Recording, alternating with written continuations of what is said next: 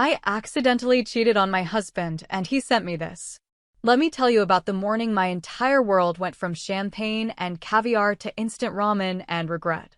Picture this. I'm sitting in our ridiculously overpriced Upper West Side penthouse, the kind of place where the monthly maintenance fee could buy a decent car, clutching my phone like it's a lifeline, while my hands shake worse than a chihuahua in a thunderstorm. The marble countertops that I used to brag about to my book club friends now feel cold and unforgiving, like they're judging me for what I've done. Those floor-to-ceiling windows with their million-dollar views of Central Park? Yeah, they're basically mocking me now, showing me everything I'm about to lose. My husband, let's call him David because that's his name and frankly, he doesn't deserve the courtesy of anonymity, had just sent me a text message that cut deeper than a surgeon's scalpel and twice as precise. This wasn't some emotional, heat-of-the-moment rant that most betrayed husbands would send.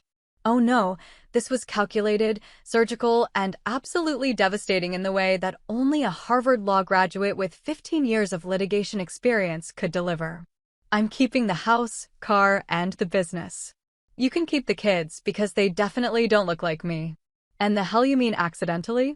Like you tripped and fell on some dude's D, including your CEO's. Now, I've got to give credit where credit's due. David has always had a way with words. Back when we were dating and I thought his razor-sharp wit was charming rather than terrifying, he used to say he could make opposing counsel cry with a single cross-examination. I used to find that sexy. Powerful. Now I'm realizing that being married to someone who can dissect your soul with surgical precision isn't quite the aphrodisiac I thought it was. The accidentally part he's referring to? Well, that's my pathetic attempt at damage control from the night before, when I tried to explain how I ended up in bed with my CEO after what was supposed to be a simple business dinner. I actually used the word accidentally, like I was some bumbling sitcom character who just happened to trip, fall, and land naked on top of my boss. Even as the words were coming out of my mouth, I knew how ridiculous they sounded, but panic makes you say stupid things, and boy, did I say some stupid things. Here's the thing about David that I should have remembered before I decided to play Russian roulette with our marriage. The man doesn't just practice law, he breathes it. He's a partner at one of those white-shoe litigation firms where they charge more per hour than most people make in a month. He specializes in corporate restructuring, mergers and acquisitions, and basically anything that involves taking complicated situations and turning them into clear, actionable strategies. When other lawyers have nightmares, they probably dream about facing David in court. Just 2 weeks ago, God, was it really only 2 weeks? I was living my best Upper East Side wife life, posting Instagram stories of our Tesla Model X, because of course, we had to get the one with the ridiculous falcon wing doors, bragging about our weekend house in the Hamptons, and throwing around casual mentions of the $48,000 charity gala we hosted in our penthouse. The kind of party where people bid obscene amounts of money on art they don't understand while sipping champagne that costs more than most people's rent. I was that woman, the one other women love to hate, with my perfectly blown-out hair, my collection of Hermes bags, and my husband who looked like he stepped out of a legal thriller movie. I had it all figured out, or so I thought. I was married to success, wrapped in luxury, and completely convinced that my life was untouchable. But here's what they don't tell you about marrying someone who makes their living by finding weaknesses and exploiting them eventually. They're going to turn those skills on you. And when a man who has spent his entire career learning how to systematically destroy his opponents in the courtroom decides that you've become his opponent, well, let's just say it's not going to end well for you. The silence in our penthouse was deafening. Usually, mornings were filled with the sounds of David getting ready for work, the coffee machine grinding beans that cost more per pound than most people spend on groceries, CNBC playing in the background, the rustle of his perfectly pressed shirts that our housekeeper picks up from the dry cleaner twice a week. But this morning? Nothing. Just me, my phone, and the slow, dawning realization that I had just declared war on someone who makes a living winning wars. I kept staring at that text message, reading it over and over again like maybe the words would magically rearrange themselves into something less devastating. But nope, there it was in black and white, delivered with the kind of cold precision that had made David one of the most feared litigators in the city. He wasn't just angry. Anger would have been better, actually. Anger means emotion, and emotion means there's still something to work with. This was something much worse. This was David treating me like a business problem that needed to be solved. The part about the kids not looking like him? That was a particularly cruel touch, and probably legally significant in ways I was too panicked to fully understand yet. Our two children, Emma and Michael, both have my lighter coloring and features, which has always been a running joke in our social circle. They got all of Mommy's genes, people would say at dinner parties, and David would laugh and say something charming about how lucky they were. Apparently, that joke isn't so funny anymore. As I sat there in my silk pajamas, the ones that cost more than most people's weekly salary, surrounded by all the trappings of a life I had built on the foundation of a man I had just betrayed, I started to understand something terrifying. David wasn't just my husband who was hurt and angry. He was a Harvard-trained legal assassin who knew contracts, compliance, corporate law, and probably 50 different ways to financially destroy someone without breaking a single law. And he was about to turn every single bit of that knowledge against me. You want to know the real kicker about my situation? I wasn't always the cheating wife who became a liability on someone's balance sheet. I used to be an asset, or at least I thought I was. Let me paint you a picture of how spectacularly I managed to downgrade myself from trophy wife to corporate waste in the span of about 18 months. Rewind to the glory days, when David first launched his legal tech startup. Picture this. My brilliant husband, fresh off closing a $180 million acquisition for his firm, decides he's going to revolutionize the legal industry with artificial intelligence. Not just any AI, mind you. We're talking about some seriously sophisticated software that could review contracts faster than a team of junior associates hopped up on Red Bull and crushing student loan debt. The guy basically created a robot lawyer that could work 24/7 without demanding partnership tracks or complaining about work-life balance. His series of funding round closed at $25 million. $25 million. Do you know what that kind of money looks like when it hits your bank account? It looks like freedom, power, and the ability to buy whatever the hell you want without checking your balance first. Suddenly, we weren't just comfortable, we were stupid rich, and I was living for every ridiculous minute of it. And there I was, playing my role to absolute perfection. The supportive wife, the perfect arm candy, the woman who could work a room full of venture capitalists like I was born for it. I showed up to every board meeting in my Tom Ford gowns, and let me tell you, when you're wearing a dress that costs more than most people's cars, you feel untouchable.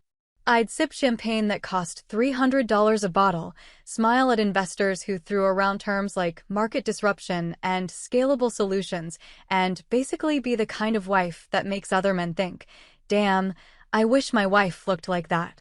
I was good at it, too. Really good.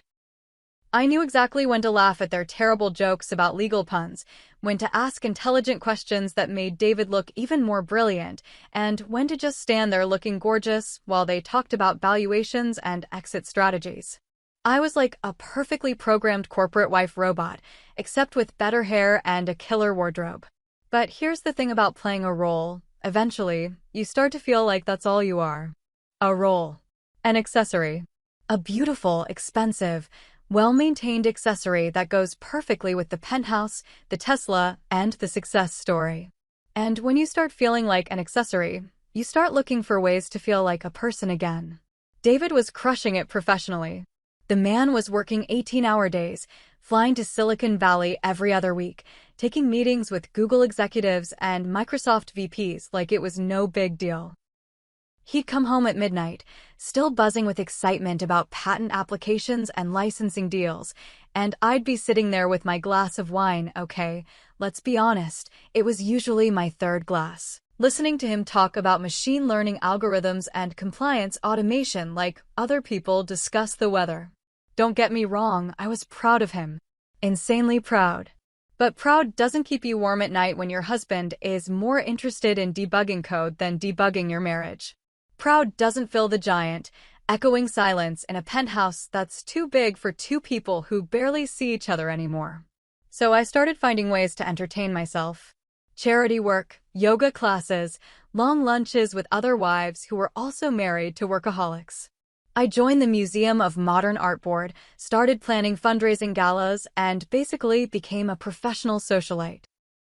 It was fun for a while, but eventually, even the most expensive hobbies start feeling hollow when your husband treats you like a beautiful piece of furniture. That's when Marcus entered the picture. Marcus Chin, CEO of a mid-sized consulting firm, private equity portfolio that would make your head spin, and the kind of dangerous charm that should come with a warning label. He was everything David used to be before he got consumed by his startup, attentive, flirtatious, and actually interested in talking to me about things that weren't related to artificial intelligence or legal compliance. We met at a compliance seminar in Boston. Yes, I know how that sounds. Who the hell meets their affair partner at a compliance seminar? But there I was, playing the dutiful wife role again, attending corporate events that bored me to tears, when Marcus slid into the seat next to me during a particularly mind-numbing presentation about regulatory frameworks. "You look like you'd rather be literally anywhere else," he whispered, and I swear to God, it was the most honest thing anyone had said to me in months. We ended up at the hotel bar afterward, and for the first time in forever, I felt like someone was actually seeing me. Not David's wife, not the startup founder's perfect accessory, just me. Marcus listened when I talked. He laughed at my jokes. He made me feel like I was interesting and desirable and worth paying attention to, instead of just another pretty face in a room full of suits talking about market penetration strategies. One drink led to three. 3 drinks led to dinner. Dinner led to his hotel room, and before I knew it, I was doing something that I never, ever thought I would do. I was cheating on my husband with a man who made me feel alive again, even though I knew it was the stupidest thing I'd ever done in my life. But here's the thing about feeling disposable in your own marriage. When someone comes along and makes you feel essential again, you don't always make smart choices. You make desperate ones. And desperation, as I was about to learn in the most brutal way possible, is a terrible foundation for decision-making. The crazy part is, I thought I was being careful. I thought David was too wrapped up in his precious startup to notice that his wife was having an existential crisis in the form of an extramarital affair. I figured he was so busy disrupting the legal industry that he wouldn't notice his own life being disrupted right under his nose. God, I was such an idiot. You don't become one of the most successful litigation attorneys in New York by missing details. You don't close $100 million deals by being oblivious to what's happening around you. And you definitely don't build a $25 million company by failing to notice when your biggest personal asset is about to become your biggest liability. But I was about to learn all of that the hard way. Here's the thing about thinking you're smarter than a Harvard-trained litigator who specializes in corporate investigations. You're not. Like, not even close. Not even in the same galaxy of smart. And I was about to learn this lesson in the most humiliating, soul-crushing way imaginable. I thought I was being so damn clever with my little affair. Sneaking around like some kind of suburban spy, covering my tracks, keeping everything compartmentalized and discreet. I had it all figured out, or so my delusional brain convinced me. Marcus and I would meet at upscale hotels in different neighborhoods, always paid for with his corporate card so there'd be no paper trail leading back to me. We'd text on a separate phone I kept hidden in my Chanel bag. I even created fake calendar entries about fictional yoga classes and made up charity meetings to account for my time. I was like a soccer mom turned secret agent, except with better shoes and a worse moral compass. But here's what my cheating wife brain failed to consider. David's world runs on evidence, documentation, and the kind of meticulous attention to detail that has made him millions of dollars in the courtroom. The man can spot inconsistencies in contracts that other lawyers miss, find loopholes in legal arguments that seem airtight, and basically turn any situation into a pile of provable facts. And when someone with those skills starts getting suspicious about their spouse, well, let's just say it's not going to end well for the spouse. The worst part? It wasn't even me who screwed up and exposed everything. It was corporate politics and office drama that I had absolutely no control over. Marcus's company was going through some kind of internal power struggle, something about hostile takeover attempts and shareholders getting pissy about executive behavior. Apparently, when you're the CEO of a consulting firm with private equity backing, your personal life isn't actually that personal. especially when it involves sleeping with married women whose husbands happen to be successful attorneys with connections throughout the business world. So some vindictive assistant in Marcus's office, probably someone who got passed over for a promotion or didn't get invited to the right meetings, decided to forward a bunch of photos from the company's annual shareholder retreat in Napa Valley to various board members and investors. Just some innocent corporate espionage designed to make the CEO look bad during a vulnerable time for the company. And there I was, captured in digital high-definition glory, looking absolutely gorgeous and completely guilty in the background of about 12 different photos. My hand on Marcus's arm during the vineyard tour. My head thrown back in laughter at whatever charming thing he was whispering in my ear during the wine tasting. The two of us standing just a little too close during the group dinner, looking like we were sharing private jokes while everyone else was talking business. In any other context, these would have been beautiful photos. I looked amazing, my hair was perfect, my dress was stunning, and I had that glow that only comes from feeling desired and attractive and alive. But in the context of corporate warfare and marital fidelity, these photos were basically smoking gun evidence that I was screwing around with my husband's business associate. When David got hold of these photos, and of course he got hold of them, because apparently everyone in the New York business world knows everyone else, he didn't immediately confront me. Oh no, that would have been too simple, too emotional, too human. Instead, he did what any good litigator would do. He started building a case. The man turned our marriage into a fucking investigation. He cross-referenced timestamps on the photos with my calendar entries, my credit card statements, and my location data from my phone. He probably knew exactly where I was and when I was there better than I did. He found the yoga class that didn't exist, the charity meeting that was never scheduled, and the girls' lunch that somehow lasted 6 hours and took place in a neighborhood where none of my friends actually live. He discovered my secret phone, apparently. I'm not as sneaky as I thought I was when it comes to hiding things in designer handbags. He went through my emails, my social media, my Amazon purchase history.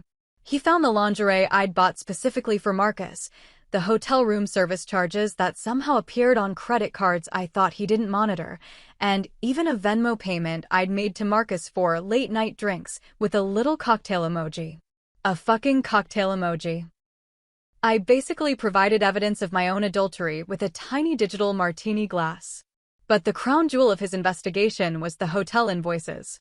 Turns out, when you're having an affair with a CEO who likes to expense everything to his company, there's a paper trail that leads directly back to corporate accounts, board meeting schedules, and business travel that can be verified and cross-referenced with other people's calendars. David managed to prove not only that Marcus and I were sleeping together, but exactly when, where, and how many times it happened. He had spreadsheets. Actual spreadsheets with dates, times, locations, and supporting documentation.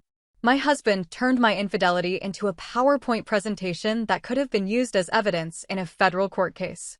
When he finally confronted me with all of this evidence, I felt like a defendant who'd just realized their lawyer was actually working for the prosecution. He laid it all out on our kitchen table. Photos, printouts, receipts, timeline charts, like he was preparing for the trial of the century. Except the defendant was his wife, and the verdict was already obvious to everyone involved. I tried to explain. God help me, I actually tried to spin it, to minimize it, to somehow make it seem less devastating than it obviously was. I used words like mistake and momentary lapse in judgment, and yes, the infamous accidentally that he would later throw back in my face via text message. But David just sat there, looking at me the way he probably looked at hostile witnesses during cross-examination, calm, patient, and completely in control of the situation. He wasn't angry, which somehow made it so much worse. He was analytical. He was treating my betrayal like a business problem that required a strategic solution. And when lawyers start treating personal problems like business problems, somebody's about to get absolutely destroyed in the most legally sound way possible. You know what's more terrifying than a screaming, crying, plate-throwing confrontation with your betrayed husband? Complete and total silence. The kind of silence that makes you question whether you've accidentally entered some alternate dimension where sound doesn't exist and emotional reactions have been surgically removed from the human experience. For 3 weeks, after David laid out his evidence like he was presenting to a jury, our penthouse turned into the world's most expensive morgue. And I mean that literally. It felt like someone had died, except the corpse was our marriage, and I was the one who'd pulled the trigger. David didn't yell. He didn't slam doors. He didn't throw my clothes out the window or change the locks or do any of the dramatic things that normal husbands do when they find out their wives have been screwing around with other men. Instead, he went to work every morning like nothing had happened, came home at his usual time, ate dinner while scrolling through his phone, and went to bed without saying more than 10 words to me.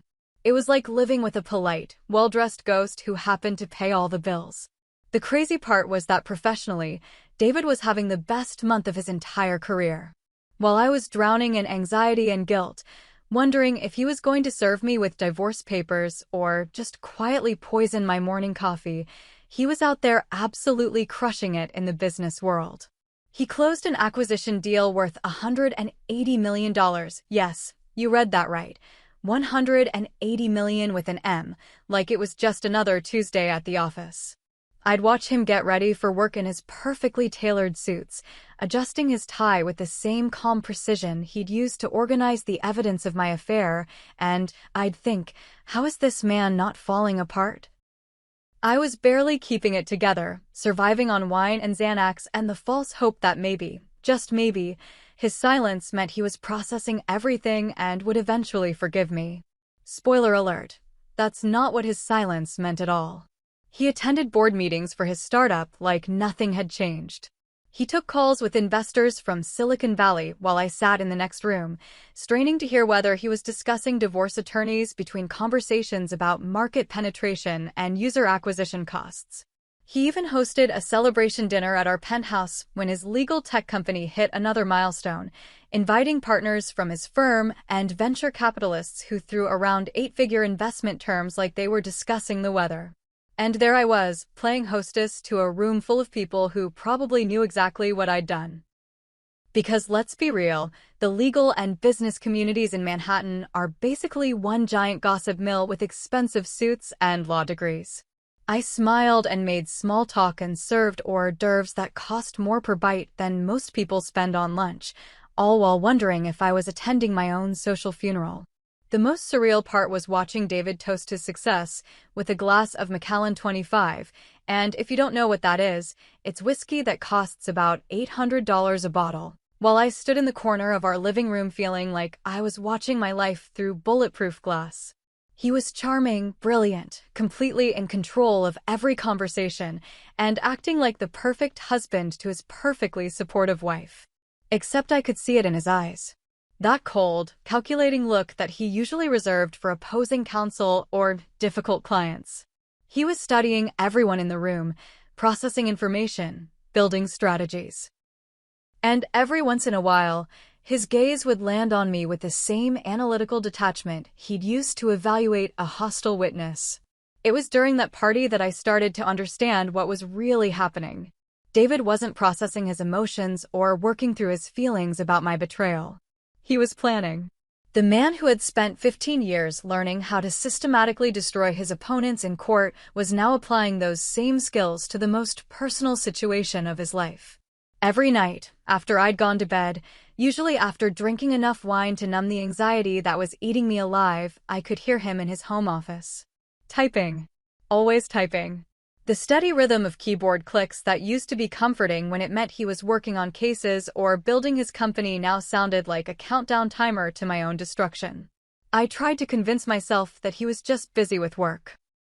His startup was preparing for Series B funding, which apparently involves an insane amount of paperwork and legal documentation and meetings with people who have more money than God. Surely that's what was keeping him up until 3 in the morning, right? Surely he was drafting contracts and reviewing compliance reports and doing all the boring lawyer stuff that had always gone completely over my head. But deep down, I knew better. When you've been married to someone for 8 years, you learn to read their moods, their habits, their little tells. And everything about David's behavior screamed preparation for war, not busy with work. He started working out more, which should have been my first real warning sign. David had always been in good shape. You don't maintain a marriage to a former model without taking care of yourself, but suddenly he was hitting the gym every morning before work and every evening after dinner. It was like he was training for something, building stamina for a battle that only he could see coming. He also started cleaning out his home office, organizing files, and digitizing documents with the kind of methodical thoroughness that most people reserve for preparing their taxes or planning major life changes. I'd walk past his office and see him scanning papers, updating spreadsheets, and creating folders on his computer with names like asset documentation and legal precedents. I should have asked him what he was doing. I should have demanded that we talk about what was happening to our marriage. I should have fallen to my knees and begged for forgiveness, promised to do whatever it took to make things right between us. Instead, I did what I always do when faced with uncomfortable situations. I ignored the problem and hoped it would go away on its own.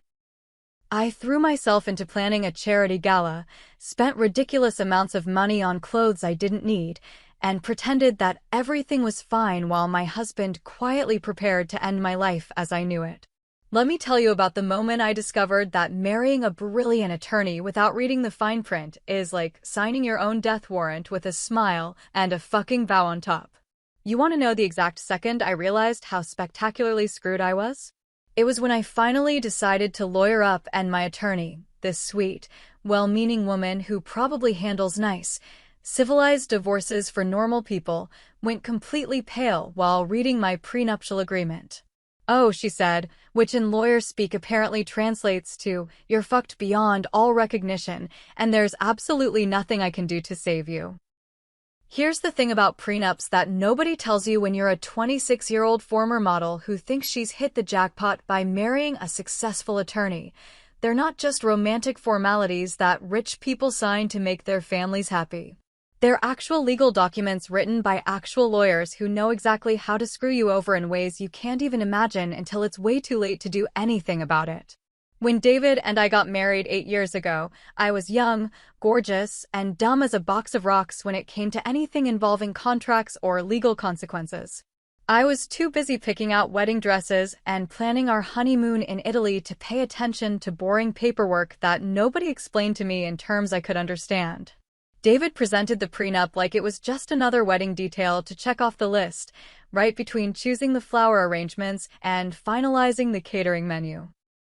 "It's just standard procedure," he'd said, sliding the document across the table at some ridiculously expensive restaurant where we were having dinner with his mentor from law school. "Professor Hamilton drafted it. He's the best family law attorney in the state. It's really just to protect both of us and make sure everything's clear and fair." Professor Hamilton. The man was a legend in family law, the kind of attorney who'd written textbooks and taught courses on prenuptial agreements. He'd been crafting these legal landmines for decades, turning marriage contracts into works of art that could destroy unsuspecting spouses with surgical precision. And there I was, thinking he was just some nice old man who wanted to help us start our marriage on the right foot. I signed that prenup without reading it. Not just skimming it, I mean completely, utterly, embarrassingly failing to read a single goddamn word beyond agreement at the top of the first page. I was more concerned with whether my manicure looked good in the photos than whether I was signing away my entire future financial security.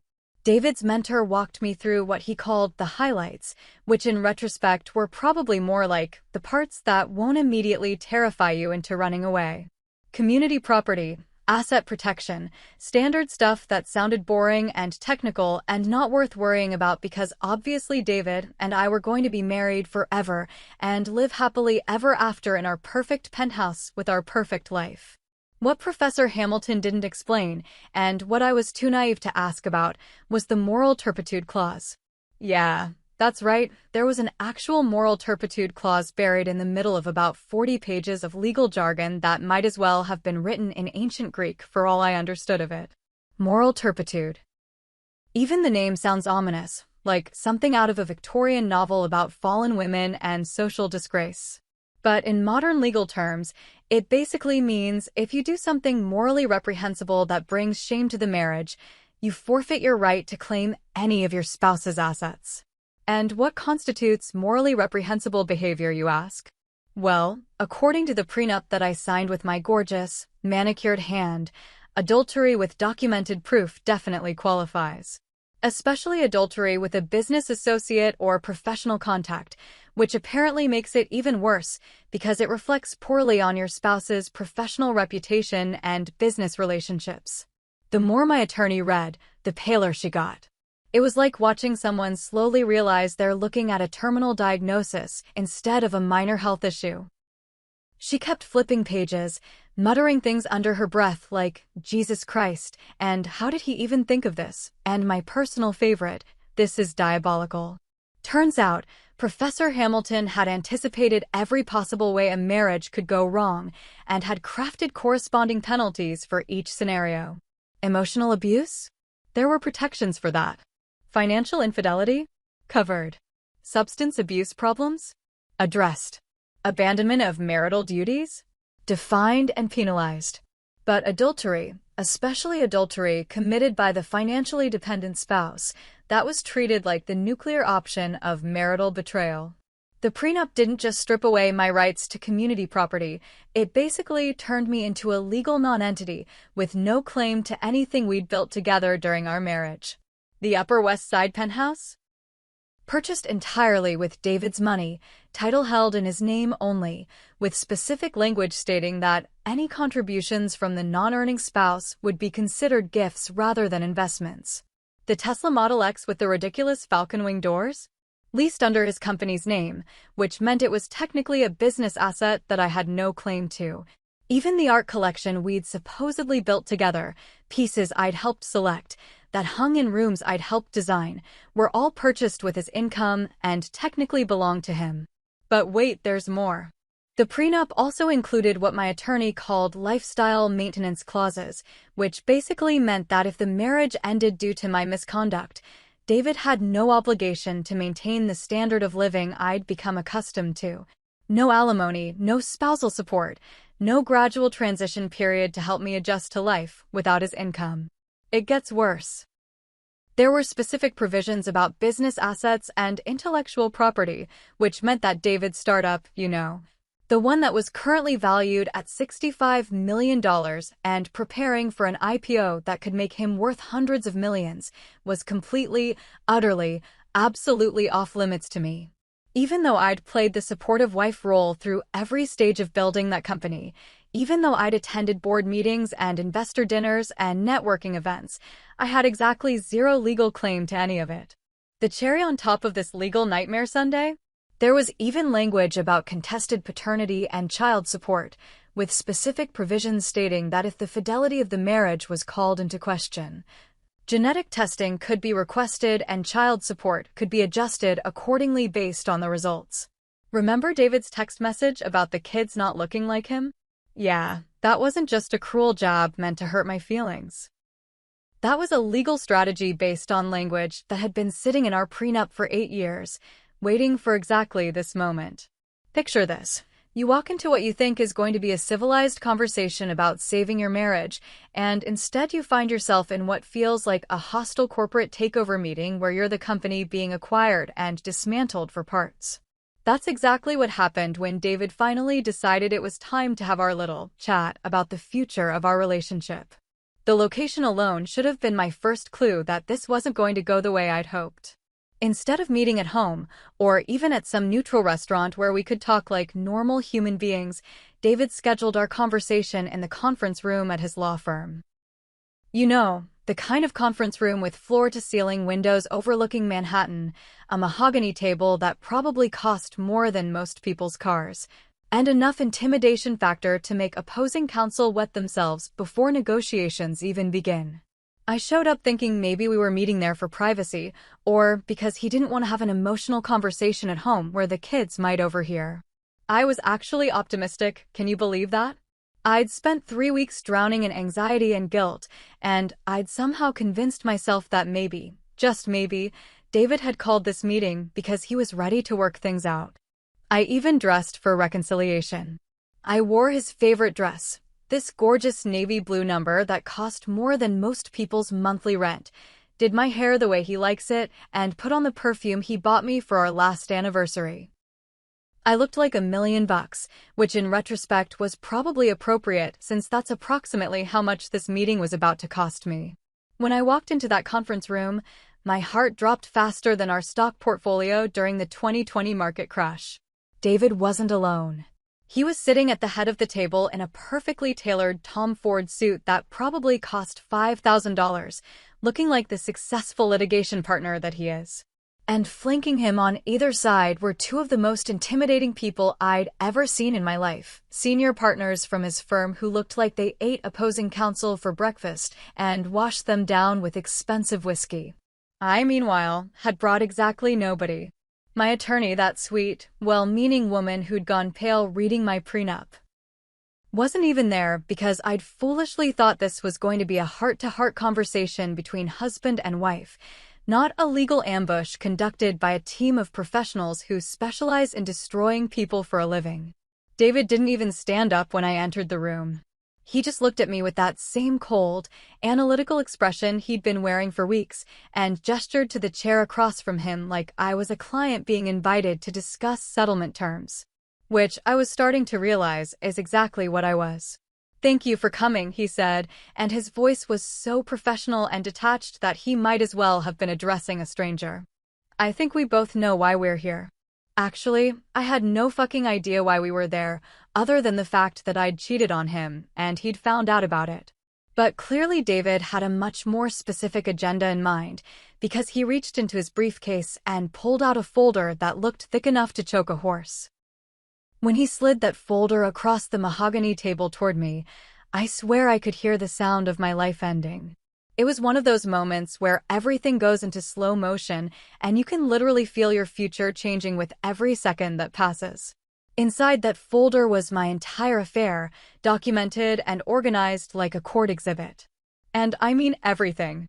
Photos of Marcus and me at the Napa Valley retreat, printed out in full color and arranged chronologically. Email printouts with timestamps and metadata. Credit card statements with suspicious charges highlighted in yellow. Hotel receipts, restaurant bills, Uber rides to places I'd lied about going. But the worst part, the absolute worst part, was the way everything was presented. This wasn't an angry husband throwing evidence in his cheating wife's face. This was a seasoned litigator laying out his case, with the kind of methodical precision that had made him millions of dollars in the courtroom. Each piece of evidence was labeled, dated, and cross-referenced. There were fucking footnotes. David had turned my extramarital affair into a legal brief that could have been submitted to the Supreme Court. "As you can see," David said, his voice still completely calm and professional, "we have comprehensive documentation of your relationship with Marcus Chin, including dates, locations, financial transactions, and corroborating witness statements." Witness statements. Jesus Christ, he had witness statements. Apparently, hotel staff remember when married women check into rooms with men who aren't their husbands, especially when those women are stupid enough to use their real names and credit cards. But David wasn't done. Oh no, he was just getting started. The next section of the folder contained something that made my blood turn to ice water, a deposition draft that named me as a voluntary witness in a hostile takeover case involving Marcus's company. Here's where David's genius really started to show. Remember how I mentioned that Marcus's company was dealing with internal power struggles and hostile takeover attempts? Well, it turns out that when you're a CEO fighting to maintain control of your company, having an affair with a married woman whose husband is a prominent litigation attorney creates what lawyers call leverage opportunities. David had somehow connected my affair to Marcus's corporate troubles in a way that would make both of us vulnerable to legal action. If Marcus's board found out about our relationship, and David was clearly prepared to make sure they did, it could be used as evidence of poor judgment and moral character that would undermine investor confidence and shareholder trust. "This isn't personal," David said, leaning back in his chair like he was discussing quarterly earnings rather than the destruction of our marriage. "It's litigation strategy. You've become leverage." Leverage. That's what 8 years of marriage had reduced me to in David's mind, a strategic asset that could be deployed against my lover's business interests. He wasn't just divorcing me. He was turning me into a weapon that he could use to destroy Marcus professionally while simultaneously protecting himself from any financial obligations to me. The two senior partners flanking David hadn't said a word during this entire presentation, but they didn't need to. Their presence alone made it clear that this wasn't just David acting out of hurt feelings. This was a coordinated legal strategy designed and executed by some of the most dangerous attorneys in New York. You know that feeling when you're standing at the checkout counter at Bergdorf Goodman with a cart full of ridiculously overpriced items that you absolutely don't need but definitely want, and your credit card gets declined?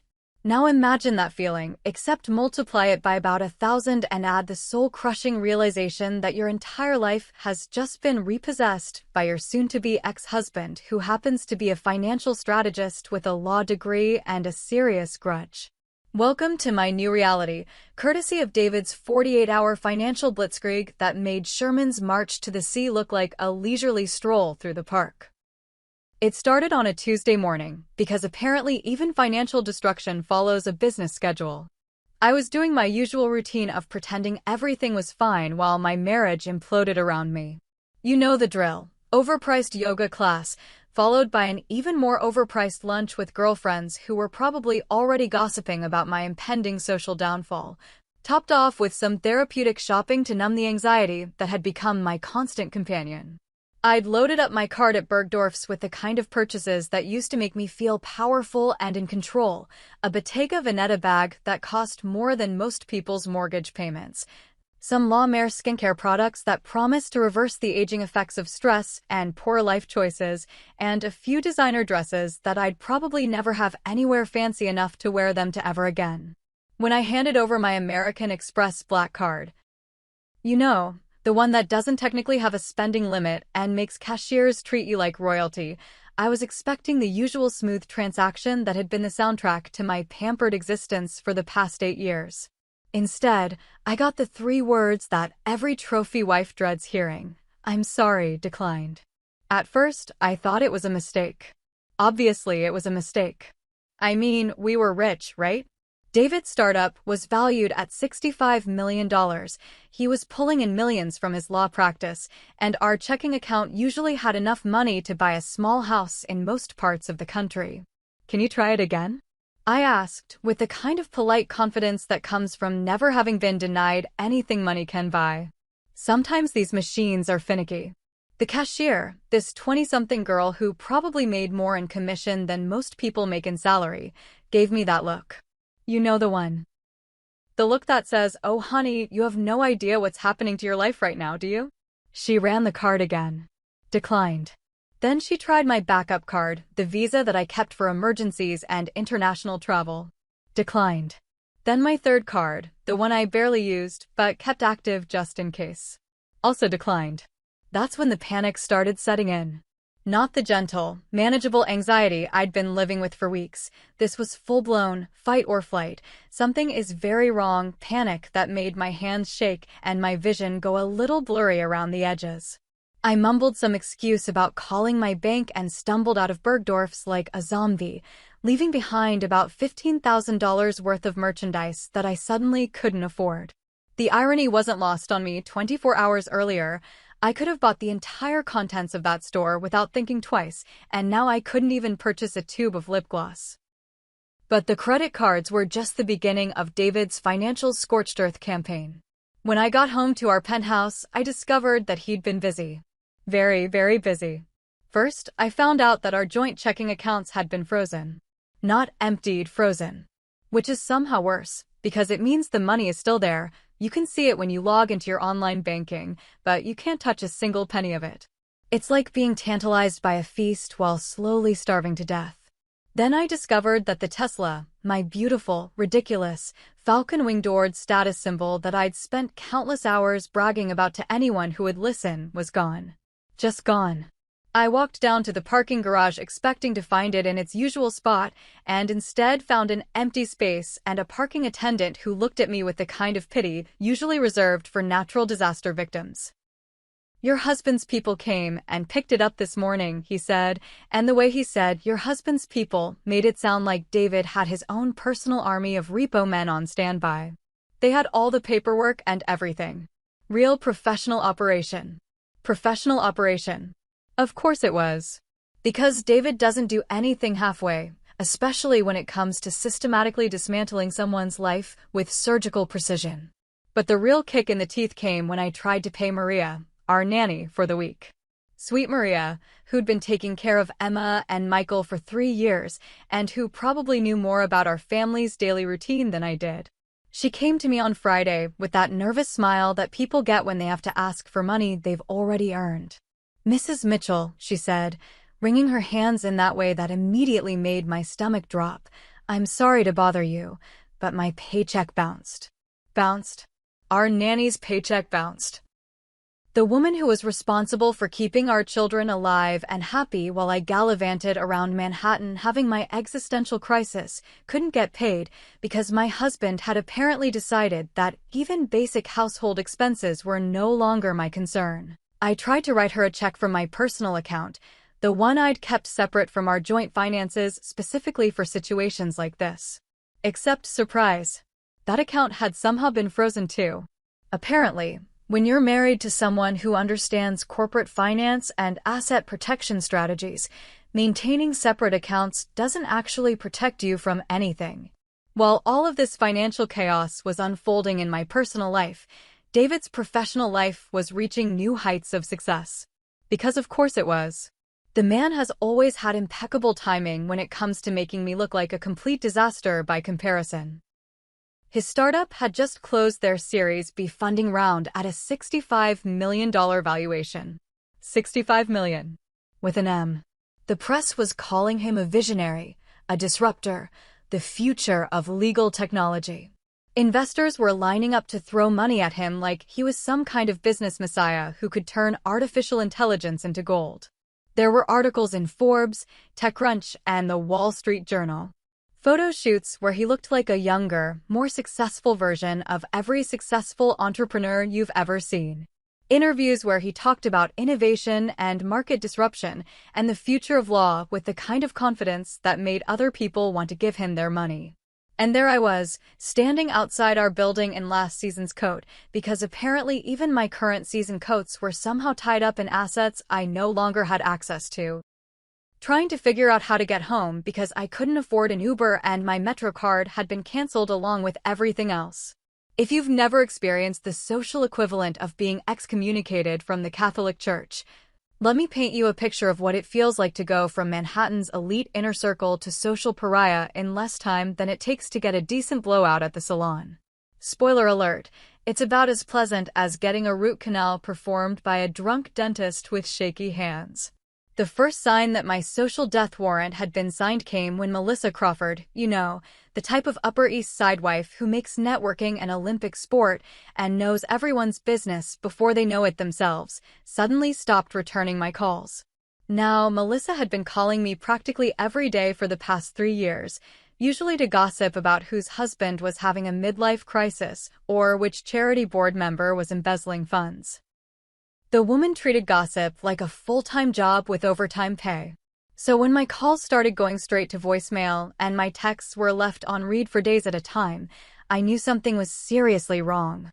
It was like watching a social barometer drop before a hurricane. You can see the storm coming, but you're powerless to do anything about it.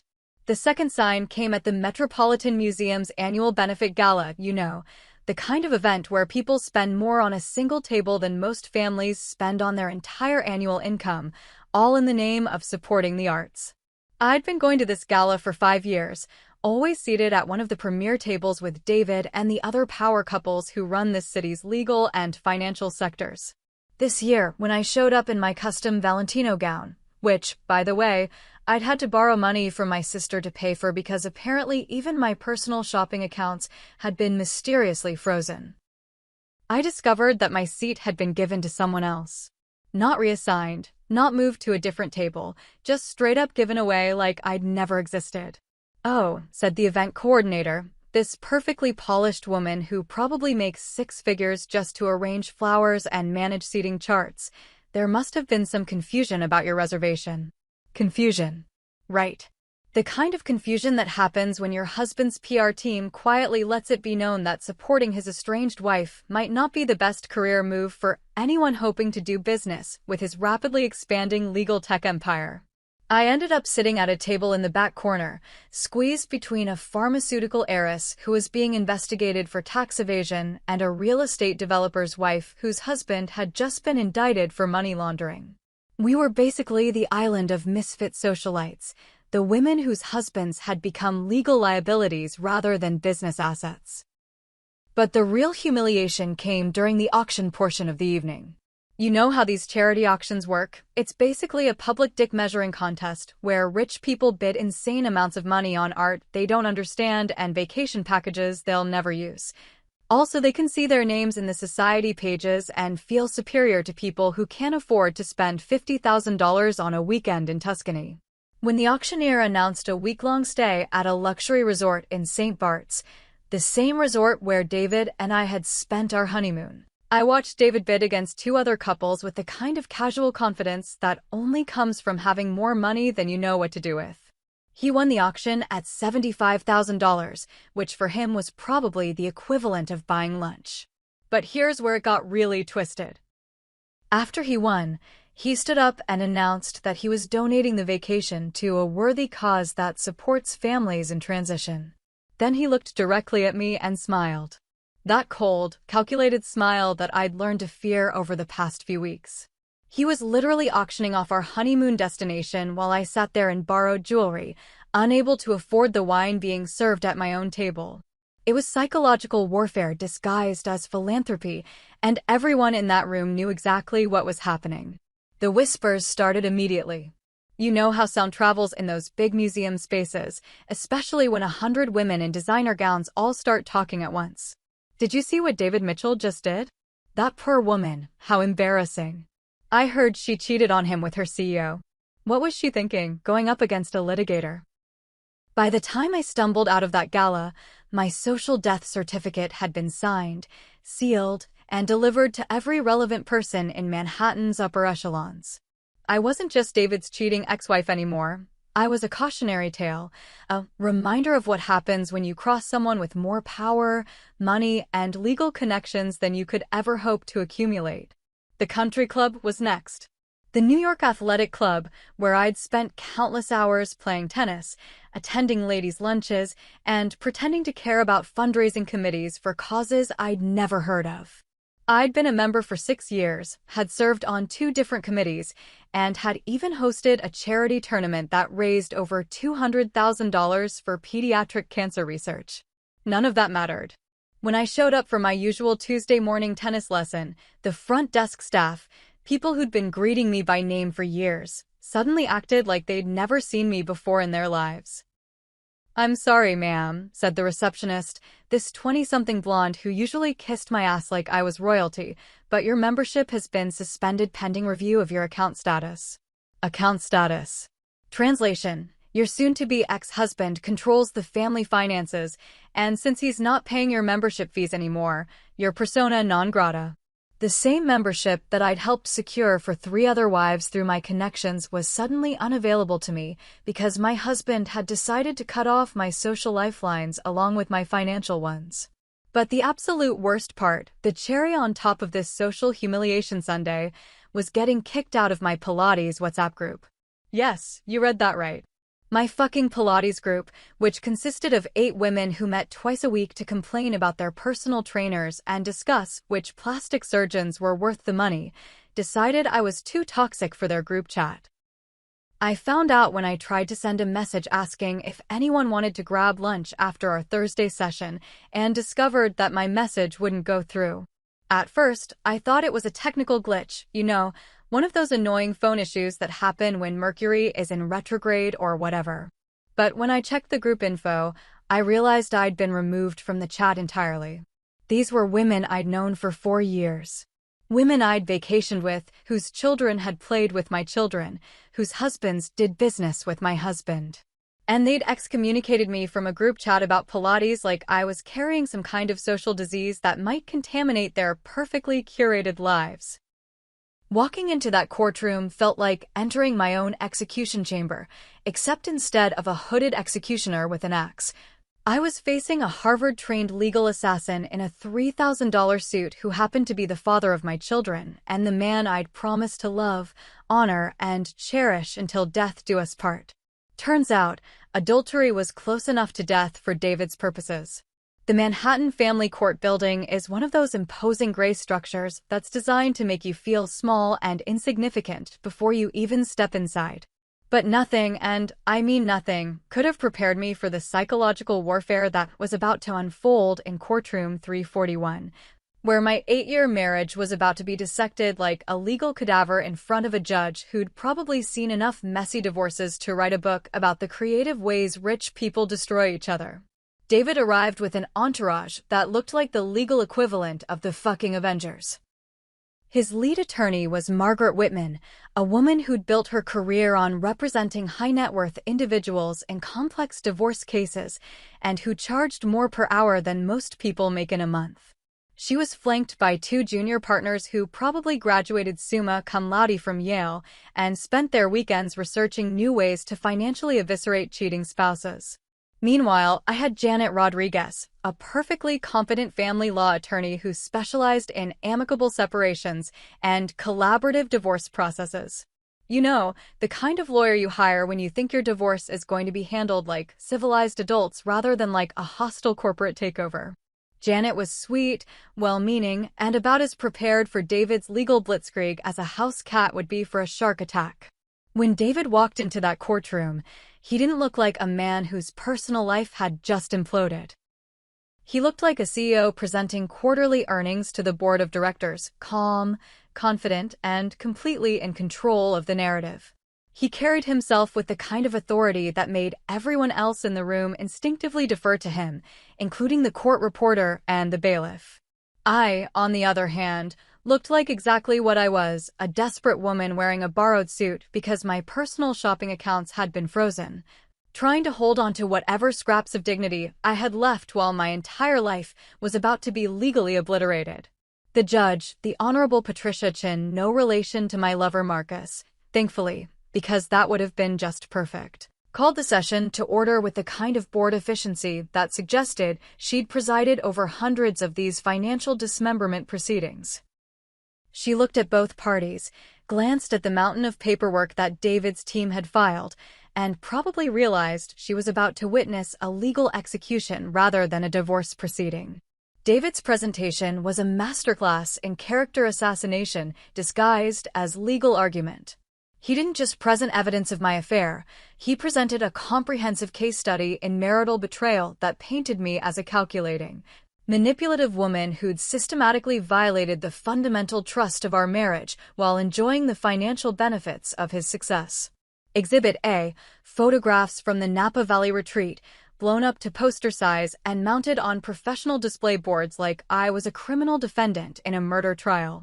There I was, looking gorgeous and guilty in high-definition color, with timestamps and location data that proved exactly when and where I'd been conducting my affair. Exhibit B, a complete financial analysis of my spending patterns during the period of my infidelity, showing increased purchases of lingerie, spa treatments, and restaurant bills that corresponded directly with my meetings with Marcus. David's team had literally turned my credit card statements into evidence of premeditated adultery. Exhibit C, email correspondence and text messages that I'd stupidly thought were private, including some particularly damning exchanges where I'd lied to David about my whereabouts while I was actually in hotel rooms with Marcus. Seeing my own words projected on a screen in open court was like watching a highlight reel of my own stupidity. But the most devastating part of David's presentation wasn't the evidence of my affair, it was the way he systematically dismantled any claim I might have had to sympathy or financial consideration. He presented documentation showing that during our 8-year marriage, I'd contributed exactly $0 to our household income. Not zero net contribution, zero gross contribution. I'd literally never held a paying job during our entire relationship. He showed records of my spending patterns, which averaged about $40,000 per month on personal expenses that had nothing to do with household maintenance or childcare. Spa treatments, designer clothing, jewelry, art classes, charity lunches, basically the full spectrum of trophy wife activities that I'd thought were just part of my role as a successful man's partner. Margaret Whitman presented this information with the kind of clinical precision that made it sound like I'd been running a criminal enterprise rather than just living the lifestyle that David had encouraged and financially supported for nearly a decade. She made it sound like I'd been embezzling from our marriage rather than simply spending the money that my husband had always told me to spend. "Your Honor," she said, her voice carrying the kind of authority that comes from destroying people's lives for a living. The respondent has demonstrated a pattern of financial dependence combined with a fundamental breach of marital fidelity that renders any claim to spousal support both legally and morally indefensible. Legally and morally indefensible. Those words hit me like a physical blow, because they were true. I had been financially dependent, and I had cheated, and when you put those two facts together in a courtroom with a bulletproof prenuptial agreement, you get exactly the result that David's team was arguing for.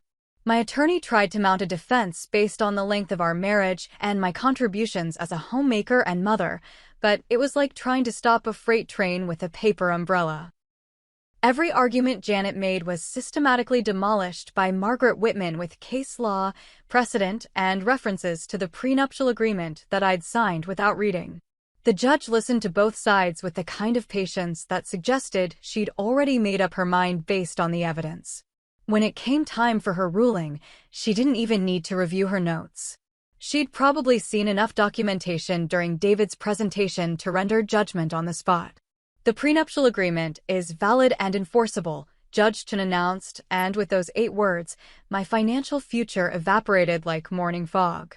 The respondent's breach of marital fidelity, as documented and substantiated, triggers the moral turpitude clause. The petitioner retains sole ownership of all marital assets acquired during the marriage. The gavel came down with a sound that felt like thunder, and just like that, 8 years of marriage were reduced to a legal footnote in David's continuing success story. I left that courtroom with custody of 2 children whose paternity David had publicly questioned, 0 financial support, and the kind of legal precedent that would probably be cited in future cases as an example of how efficiently a well-crafted prenuptial agreement can destroy a cheating spouse. So here I am, 18 months later, sitting in my 2-bedroom rental apartment in Queens, yes, Queens, the borough that my former Upper East Side friends probably think is located somewhere near Mars, watching my ex-husband's face smile at me from the cover of Forbes magazine while my kids ask why Daddy has a bigger house than we do. If you want to know what rock bottom looks like, it's explaining to your 8-year-old daughter why she can't have dance lessons anymore while your ex-husband is being celebrated as one of America's most innovative entrepreneurs. My current living situation is what real estate agents would generously call cozy, and what normal people would call a significant downgrade from penthouse living. The apartment has 2 bedrooms, 1 bathroom, and approximately the same square footage as David's walk-in closet used to have. The walls are thin enough that I can hear my neighbors' reality TV shows. The kitchen appliances are older than some of my former designer handbags, and the view from my window is a delightful panorama of a parking lot and a Dunkin' Donuts. But hey, at least the rent is only $3,000 a month, which sounds reasonable until you realize that I'm currently earning about $4,000 a month working part-time at a boutique PR firm in Midtown. Yes, you read that right. I went from spending $40,000 a month on personal expenses to living on $4,000 total. It's like going from champagne and caviar to ramen noodles and tap water, except less dignified. The PR job is what my therapist, yes, I have a therapist now, because apparently surviving complete social and financial annihilation requires professional help, calls rebuilding my professional identity. What it actually involves is writing press releases for small businesses, managing social media accounts for restaurants I can't afford to eat at, and pretending to be enthusiastic about brand synergy and content strategy, while my former life taunts me from the society pages. Meanwhile, David is living his absolute best life in ways that would make a Hollywood success story look modest by comparison. He still lives in our former penthouse, his penthouse, which has probably increased in value by about $2 million since our divorce. He still drives that ridiculous Tesla with the falcon wing doors, although he's probably traded it in for an even more expensive model by now because apparently destroying your ex-wife's life is excellent for business. His legal tech startup, which was valued at $65 million during our divorce proceedings, just completed its IPO at a valuation that made me physically nauseous when I read about it in the Wall Street Journal. $250 million. $250 million.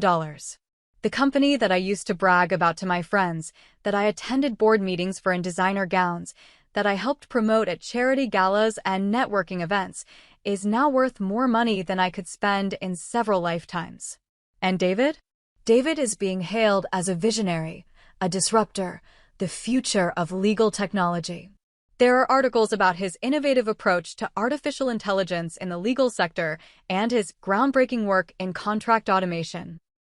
He's been invited to speak at conferences, teach at business schools, and advise other startups on scaling their operations. The man has literally turned destroying his cheating wife into a business case study for entrepreneurial success. The kids, Emma and Michael, split their time between my Queens apartment and David's Manhattan penthouse like they're traveling between two different planets. When they come back from their weekends with their father, they're full of stories about private tennis lessons, Broadway shows, restaurants where dinner costs more than my monthly grocery budget, and trips to places I used to take for granted. Daddy said we might go to Europe this summer, Emma announced last week, and I had to excuse myself to the bathroom so she wouldn't see me cry. Because while David is planning European vacations that probably cost more than my annual salary, I'm clipping coupons and shopping at discount grocery stores like I'm playing some twisted version of extreme couponing. The really twisted part is that the kids seem to love David more than they love me now, and I can't even blame them for it. He's fun, exciting, successful, and can afford to give them everything they want. I'm the parent who has to say no to things, who can't buy them the latest gadgets, who lives in the smaller apartment and drives the older car. I've become the cautionary tale parent, the one whose life serves as a warning about what happens when you make bad choices. But here's the thing that really keeps me up at night, staring at the ceiling of my Queens apartment while my neighbor's TV plays infomercials. David was right about everything. He was right when he called me disposable. He was right when he said I'd become a liability. He was right when he treated our divorce like a business decision rather than an emotional catastrophe. I thought I was smart enough to cheat on a Harvard-trained litigator without consequences. I thought I could betray the trust of a man who makes his living destroying people in courtrooms and somehow come out ahead. I thought that 8 years of marriage and 2 children would protect me from the financial realities of being completely dependent on someone I was actively betraying. I was wrong about all of it. Spectacularly, embarrassingly, life-alteringly wrong. When I see David's name in the news, and trust me, it's there constantly these days, because apparently legal tech entrepreneurs are the new rock stars, I remember that text message he sent me the morning after everything fell apart. The one that cut through all my bullshit explanations and self-justifications with surgical precision. The hell you mean accidentally? Like you tripped and fell on some dude's D. Including your CEOs. Those words branded themselves into my memory because they captured exactly how ridiculous my excuses sounded, how pathetic my attempts at damage control were, and how completely David saw through every lie I'd told myself about what I was doing and why I was doing it. I used to think that message was cruel, that it was David being vindictive and hurtful because his ego had been bruised by my affair. Now I realize it was just David being honest about what I'd done and what it meant. I had accidentally destroyed my life by thinking I could outsmart someone whose entire career was built on anticipating and countering every possible move his opponents might make. And now I get to live with the consequences while he gets to live with the rewards of being right about everything from the very beginning.